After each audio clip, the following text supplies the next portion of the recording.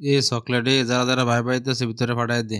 জি sir, পাঠাইতেছি। Sir আমি কি ভিতরে আসবো? হ্যাঁ আসেন। এত প্রথম প্রার্থী ওরা অল্প কটা প্রশ্ন করে শুরু করি আগে ভাইবাটা। আচ্ছা বলো তো দিহি 1 কেজি আপেলের দাম যদি 400 টাকা হয় তাহলে তুমি 100 গ্রাম আপেলের দাম কত টাকা দিবা? স্যার আপনি এটা কোনো প্রশ্ন করলেন? বাজারে গিয়ে যদি 100 গ্রাম আপেলই কিনতে হয় তাহলে পুলিশের চাকরি করবো কি কারণে আমি? ও তাই নাকি? আচ্ছা ধরো যদি তোমার বাবা কিনতে যায়। স্যার আমার আব্বার তো দাঁতই নাই, আপেল খাবো কেমন করে? আব্বা শুধু কলা খাইতে পারে। আচ্ছা ঠিক আছে বুঝতে পারলাম তোমার আব্বার দাঁত নাই, কিন্তু যদি তোমার ভাই কিনতে যায় বাজারও তাহলে সে কি করবে? স্যার আমার ভাই যদি বাজারে যে 100 গ্রাম আপেলই কিনে তাহলে তো সে আর 1 কেজির দাম জিগাইবো না, সে 100 গ্রামের দাম জিগায় 100 গ্রামের দামে দিয়ে আসবে। আচ্ছা ঠিক আছে সবকিছুই মানলাম। আচ্ছা যদি সাধারণ জনগণ কিনতে যায় তাহলে কি করবে? স্যার সাধারণ গরিব মানুষ কি আর আপেল কিনে খাইতে পারবো? যারা টাকা আছে তারাই তো আপেল খাইবো। এর প্রশ্ন করে তো মনে হয় আমি নিজে বিপদে পড়ছি। আচ্ছা ঠিক আছে মানলাম, যদি টাকাওয়ালারা কিনে তাহলে কি করব? টাকাওয়ালারা কিনলে কি আর 100 গ্রাম কিনবে? হ্যাঁ কম কিনলেও তো 5 কেজি কিনবো। এটা নিয়ে তো আমি মহা বিপদে আছি, সামান্য একটা আপেল নিয়ে এত কিছু।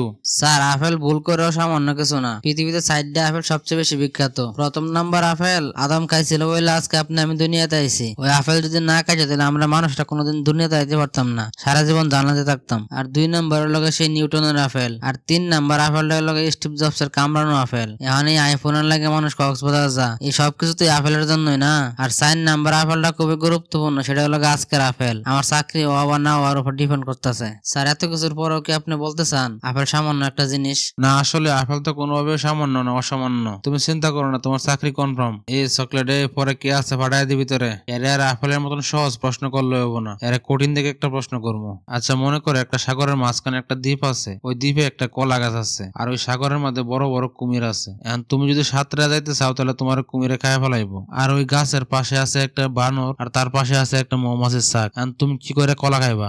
আরে এটা তো অত্যন্ত সহজ, আমি মৌমাছির চাকের মধ্যে একটা ডিল দিমু, তার মধ্যে আমি কলা পাইয়া যাবো। তোমার উত্তরটা সঠিক হয় নাই। উত্তর দেবে বানরের গায়ে ঢিল মারা, কারণ বানরের লাগে মানুষ যা করে বানর তাই করে। তারপর তুমি কি বলতে চাও বলো দেখি একটু শুনি। আমি যদি বানরে ডিল মারি, বানর আমার কলা দিয়ে ডিল নাও দিতে পারে, কিন্তু আমি যদি মৌমাছির চাকের মধ্যে ডিল দেই, মৌমাছি যখন বানরে কামড় দিব তখন বানর বিরক্ত হয়ে আমার দিয়ে কলা চুরে মারবো। তোমার কথায় বেশি মোটামুটি যুক্তি আছে। আচ্ছা যাও, চিন্তা করো না, তোমার চাকরি কনফার্ম। এই চকলেট পরে কে আছে ভাড়া? এখন অত্যন্ত কঠিন এবং রাগ হওয়ার মতন একটা প্রশ্ন করবো। যদি সঠিক উত্তর দিতে পারে তাহলে ওরা চাকরিটা দিয়ে দেবো, আগের দুইটা বাদ দিয়ে দেবো। একটা রাগ বেশি আর একটা বেশি ফাঁক না। এই তোমার নাম কি? নাসির। শুধুই কি নাসির? মোহাম্মদ নাসির উদ্দিন। তুমি কি বিয়ে করছো? জি না স্যার।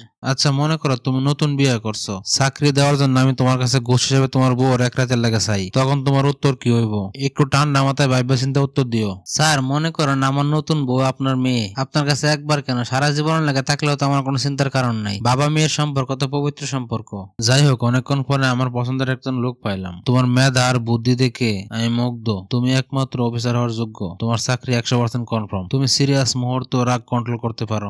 ধন্যবাদ স্যার আপনাকে। তবে একটা শর্ত আছে, কিন্তু কখনোই কারোর সাথে খারাপ ব্যবহার করা যাবে না এবং ঘুষ নেওয়া যাবে না। তা তো অবশ্যই স্যার, আমি যেহেতু ঘুষ ছাড়া চাকরি নিতেছি তাহলে তো আমার ঘুষ নেওয়ার কোনো প্রশ্নই আসে না এখানে।